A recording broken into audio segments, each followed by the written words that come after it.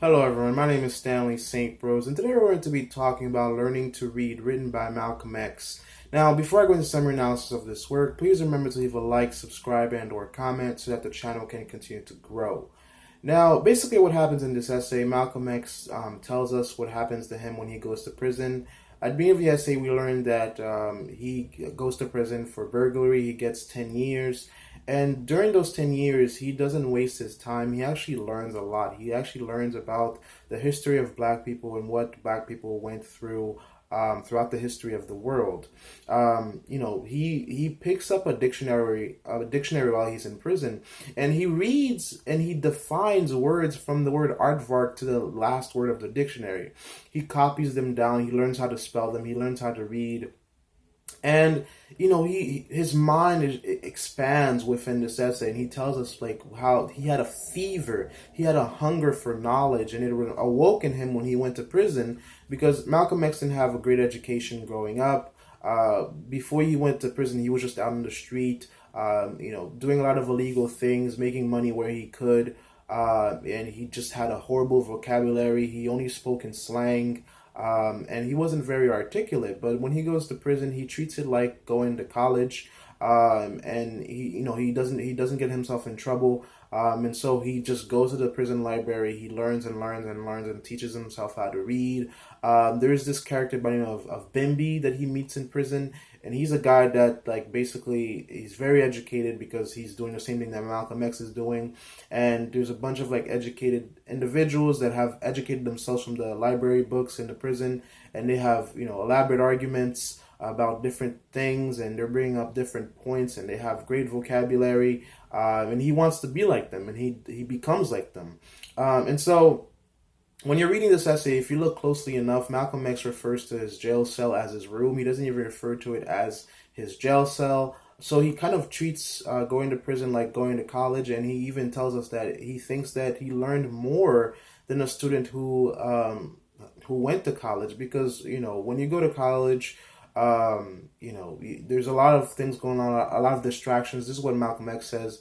There's a lot of he says there's a lot of panty raids and a lot of things that you're thinking about. You're probably not 100% focused on your studies. Maybe you're like 60% of focused on your studies, and then the other 40% you're trying to have fun, you're trying to make friends, you're trying to have a social life. But Malcolm X, while he's in prison, he's just about his books. He's reading dictionaries, he's reading history, he's reading about ancient Egypt, ancient black empires, and pretty much white conquest throughout China, throughout India, throughout Europe, throughout the entire world. And he's seeing how minorities have been trampled on throughout the history of the world, and how the British went into India and pretty much conquered a billion people, basically, because wow, that yeah, that a lot of that. He looks into Egypt. He really eats up knowledge, and he hungered for it, and he gets a lot of it. He tells us that pretty much something awoke within him while he was in prison to learn and learn and learn. And he grows a lot while he's in prison. He's not distracted. He's not losing focus.